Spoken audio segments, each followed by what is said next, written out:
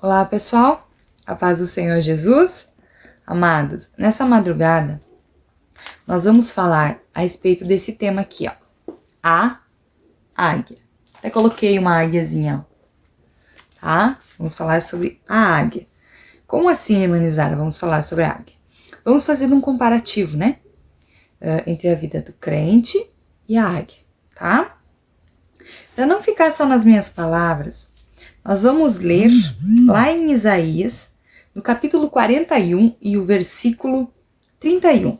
Diz assim: Mas os que esperam no Senhor renovarão as forças, subirão com asas como águias, correrão e não se cansarão, caminharão e não se fatigarão. Tá? Mas os que esperam o Senhor renovarão as suas forças, subirão com asas como águias, né? Então aqui comparando a vida daqueles que esperam no Senhor, né? Comparando com as águias, ó. Tá? Amados, eu comecei a pesquisar a respeito das águias, né? Das características delas, e eu confesso que eu fiquei bastante surpresa, porque tem bastante coisa, assim, em especial, que a gente pode fazer comparativo mesmo com a vida do cristão. Você quer ver uma coisa, ó? Quem são as águias? As águias são aves que habitam em áreas de difícil acesso. Ou seja, as águias são aves que são separadas, né? E o que o crente é? O crente é separado, né? Ele vive guardado, ele vive na rocha, ele vive em Cristo, né? Ó, vivem principalmente perto de mares, lagos e rios. O que significa a água, né? Significa o Espírito Santo, né? A presença do Espírito Santo, a purificação, né? Entendeu? E o crente tem que viver constantemente, né? Bebendo da água da fonte, né? Bebendo da água do Espírito Santo. Elas andam sozinhas e levam até 1 ano para aprender a voar. Amadurecimento espiritual, isso aqui. Amados, o crente vem hoje para a igreja, né? Você vem hoje para a igreja, você se converte, né? E leva um tempo até que você está apto, né, a fazer os seus próprios voos. Porque até então você está aprendendo, né? Você vai gatinhar, você vai caminhar, você vai correr, né? Pois você vai aprender a voar, né? Ó, águias têm visão aguçada, enxergam longe e se concentram no seu objetivo. Olha só, visão aguçada. Que visão é essa? Visão espiritual, né? O crente que tem a presença do Espírito Santo na sua vida, que tem intimidade com Deus, tem a visão aguçada. Ela enxerga longe, né? Olha só. Concentram-se no seu objetivo. Elas enxergam de longe, né? Principalmente quando elas estão caçando, elas enxergam de longe, né? E foca lá no objetivo delas até que elas alcançam, né? Olha só. Comem só comida fresca. Todos os dias temos novas experiências. Amados, a águia não come comida estragada, velha do dia anterior. Elas caçam todo dia. Elas comem a comida fresquinha, entendeu? Então a comida de ontem, o alimento que Deus deu para sua alma ontem, era para ontem, entendeu? Hoje, Deus tem coisas novas para você. E amanhã, Irmanizar, tem coisas novas de novo, entendeu? Todos os dias Deus tem alimento novo, para mim e para você. Veja só que interessante. As águias também não temem a tempestade. Elas usam os ventos das tempestades para elevá-las a uma altura ainda maior, acima das nuvens, onde podem descansar e planar as suas asas. Ou seja, quando vem a tempestade, a águia atravessa aquelas nuvens da tempestade, né? Que geralmente é de 30 a 50 metros, né? Aquelas nuvens. E quando ela chega lá, ela ultrapassa a tempestade e voa acima da tempestade, entendeu? E ali ela fica planando as asas, ou seja, ela vai descansando no meio da tempestade. Olha que legal as coisas que Deus me deu a respeito da águia. Eu achei tão interessante, amados. Nós vamos falar bastante a respeito dela agora. Então, amados, as águias também gritam para demarcar o território. tá? Como assim, irmã Nizara? Amados, quando nós oramos, quando nós louvamos, quando nós consagramos nossa vida, né? Nós estamos demarcando um território, né? Esse território é do Senhor Jesus, né? Tá? Na nossa família também, né? Quando nós evangelizamos, quando nós profetizamos sobre a vida deles, quando nós oramos, né? Nós estamos demarcando um território, tá?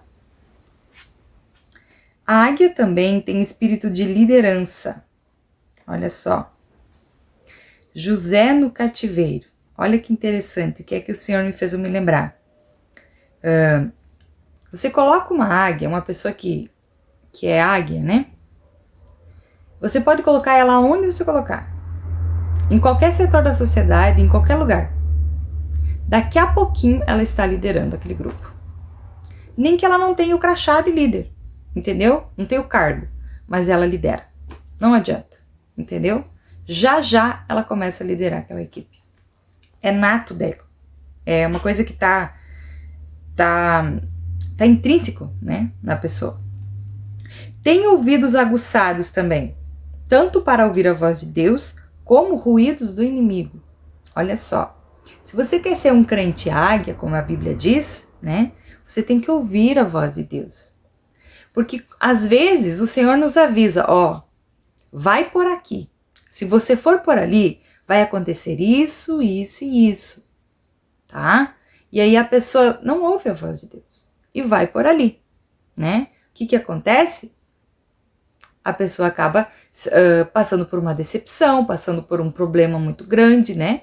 Mas se Deus avisou, se Deus disse para você, vou fazer assim, vou fazer assado se você for por aqui. Vou fazer assim, vou fazer assado se você for por ali. Essas são as opções, é isso que vai acontecer, né? E a pessoa não ouve a voz de Deus, fazer o quê, né? E também ouve os ruídos do inimigo, né? A gente tem que saber discernir o que é a voz de Deus falando conosco e o que não é a voz de Deus falando conosco, né? E geralmente o inimigo, ele não vai apresentar, assim, se apresentar de uma forma ruim, né? Não, ele vai se apresentar de uma forma boa, porque se ele mostrar a sua verdadeira cara, você vira as costas e vai embora, né? Entende? Então, é bem interessante isso, ó. A águia escuta. Então, tanto a voz de Deus como os ruídos do inimigo. Diz assim, ó. Elas voam até dormindo. Às vezes, mantém apenas um lado do cérebro ativo. Você já foi para a igreja cansado? Você já começou a fazer a obra de Deus cansado? Tipo assim, Senhor, hoje, só a tua graça, não vou conseguir. Tô cansado, tô desanimado, tô triste, tô ferido, tô machucado, tô com um problema, a minha cabeça tá focada lá naquele problema que eu tenho lá em casa, eu preciso que tu me ajude, Senhor, a desenvolver esse trabalho pra ti, né? E aí você vai lá e você tira uma força de ti que tu nem sabia que você tinha, né? E você consegue realizar aquele trabalho pro Senhor. O que é isso, né? Aquele teu lado do cérebro estava ativo, ou seja, é a tua personalidade de águia, né? Tá? Diz aqui, as águias abaixam a cabeça antes de voar.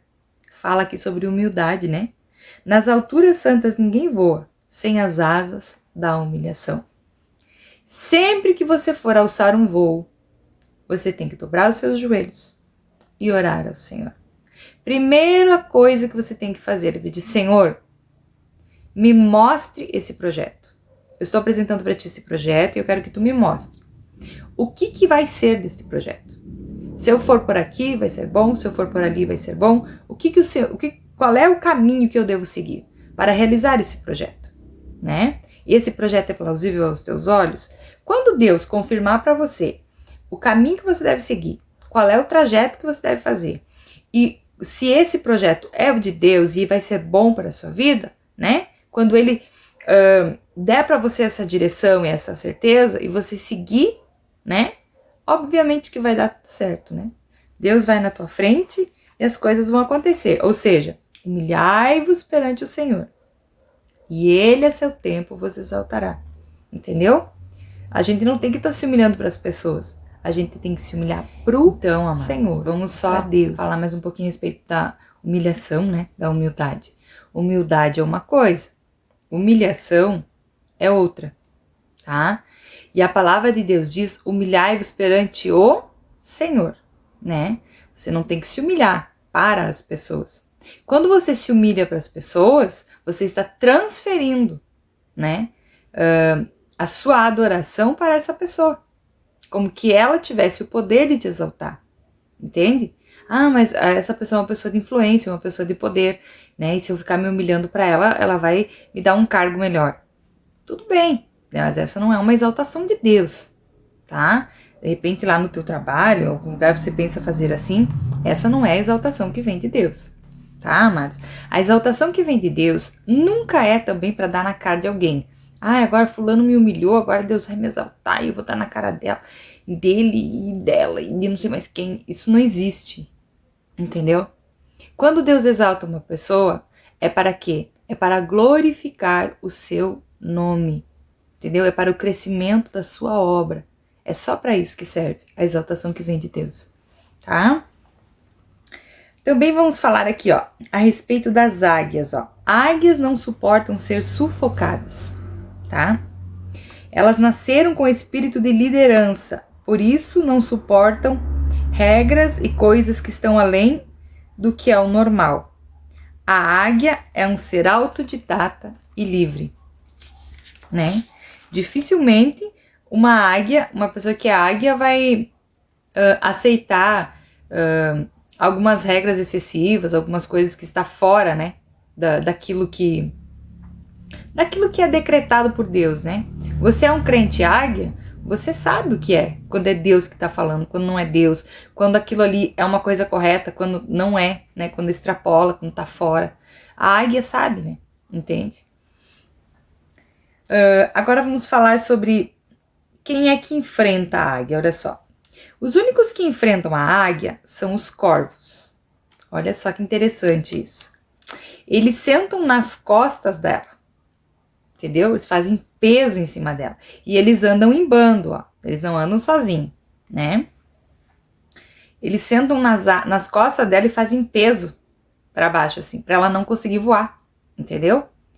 Eles bicam na nuca dela, para ferir a nuca dela. Isso eu anotei aqui como que fosse traição, né? Espiritualmente falando. Então, o crente águia, ele sofre, né? Com essa afronta dos corvos, né? Que sentam nas costas dela e bicam nas costas, ou seja, ferem pelas costas, né? Seria traição, fofoca, alguma maldade, né? Que os corvos fazem contra a águia, né? E como que ele se defende? Como que essa águia se defende dos corvos? Ó, elas não lutam contra os corvos. Elas não gastam tempo e nem energia com eles. Elas não fazem isso. Elas sobem cada vez mais, né? Elas voam cada vez mais alto, né? Até que ela chega num nível de altura que os corvos não conseguem mais respirar. Daí eles começam a cair, entendeu? E param de perseguir a águia. É assim que ela se defende. Ela sobe cada vez mais. O que é esse subir? O que é subir para o crente? Você sabe o que é subir para o crente? Para você subir tem que fazer o quê? Tem que descer, né? Então, quando o crente águia é afrontado, é humilhado, é traído, né? É bicado nas costas, é feito peso nas suas costas para que ela não consiga voar. Entende o que ela faz? O que o crente faz? Ele vai orar. Quando ele desce na oração, né? Ou seja, quando ela baixa a cabeça e daí ela se inclina para voar, né? Então, quando ela desce na oração, ela sobe, né? Porque ela cria intimidade com Deus, entendeu? Então, você é um crente águia, você está sendo perseguido, você está sofrendo traição, você está passando por essas situações assim, o que você tem que fazer? Descer na oração para que você possa subir, né?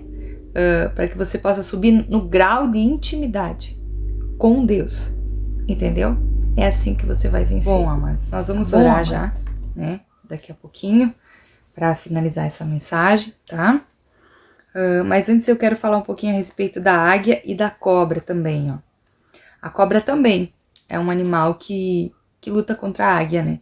Só que ela só luta contra a águia quando a águia tá no chão. Olha que interessante. A cobra, ela rasteja, né? No chão. Então, ela só consegue ter acesso à águia quando a águia tá no chão, tá? O que a águia faz? Olha só. A águia não luta com a cobra, tá? No chão. Ela leva a águia para o céu. Ela muda o campo de batalha. E depois ela solta, né? A cobra não tem nenhum equilíbrio e poder no ar, né? Ali ela se revela inútil, fraca e vulnerável. Então, o que isso quer dizer para nós, né, que somos crentes? Vai aparecer, né, pessoas usadas, né, pelo inimigo na nossa vida, pessoas que ainda não têm maturidade espiritual, que vão se comportar como cobras, né, que vão tentar nos destruir. Só que elas só vão ter acesso a nós quando nós estivermos no chão. Ou seja, quando nós estivermos prostrados, quando nós estivermos abatidos, né? Aí essa cobra vai ter poder, o veneno dela vai ter algum efeito sobre nós, né? Agora, se nós voarmos, né? Se nós subirmos às alturas, ou seja, se a gente desce na oração e cresce na intimidade com Deus, a gente voa. E quando a gente voa, ali todo esse veneno perde o efeito, entende? É assim que funciona. Amados, eu quero orar com vocês, tá? E antes de orar, quero ler o versículo que nós começamos, né, essa mensagem, que está lá em Isaías 40 e o versículo 31, que diz assim: mas os que esperam no Senhor renovarão as forças e subirão com asas como águias, correrão e não se cansarão, caminharão e não se fatigarão. Amados, vamos ser águias, né? Vamos subir com asas como águias, aleluia. O que o Senhor está querendo dizer nessa noite, nessa madrugada, né? Para mim e para você. Eu quero renovar você. Eu quero te elevar às alturas. Eu quero ter intimidade contigo. Entendeu? Vamos orar, amados? Caminharão e não se fatigarão. O que é isso? É o vigor que Deus dá, né? Para os seus filhos. Aqueles que esperam no Senhor. Aqueles que vivem para Deus, aleluia, que o amam, né, de verdade nos seus corações. Tá bom, amados? Vamos orar? Soberano e eterno Deus que estás nos céus neste momento, Pai. Eu me coloco na tua presença, Papai, para te agradecer por tudo que o Senhor tem ministrado, Pai, nos nossos corações. Pai, eu uno a minha fé, Pai, com a fé desta pessoa que está do outro lado da tela do telefone. E eu te peço, Papai querido, nessa noite, que o Senhor venha renovar, Pai, as forças dos teus filhos. Eu não sei o que eles estão passando, qual é a luta que eles estão enfrentando, qual é a fase do processo que eles estão passando. Eu não sei, Senhor amado, aleluia, se eles conseguiram se identificar, Pai, com todas essas características que nós colocamos aqui. Mas eu sei, Senhor amado, que tudo tem um propósito. Eu sei, Papai querido, que essa mensagem vai ter um destinatário. Eu sei que alguém vai precisar ouvir isso. Aleluia. Então, Senhor, leve para esta pessoa que precisa dessa mensagem. Aleluia. Pai, eu te peço, Senhor amado, que o Senhor venha abençoar, Pai, as nossas vidas. Que o Senhor venha abrir o nosso entendimento, aleluia, para que nós possamos entender, Jesus, os teus propósitos, para que nós possamos viver, Senhor amado, como águias, aleluia. Senhor, nós te pedimos todas essas coisas em nome de Jesus, porque a tua palavra diz que tudo que nós te pedimos em nome de Jesus vamos receber. Então te pedimos todas essas coisas em nome de Jesus e desde já te agradecemos, Pai, pela resposta da nossa oração. Amém, amados? Deus abençoe a minha vida, Deus abençoe a sua vida, Deus abençoe a todos nós. A paz do Senhor Jesus.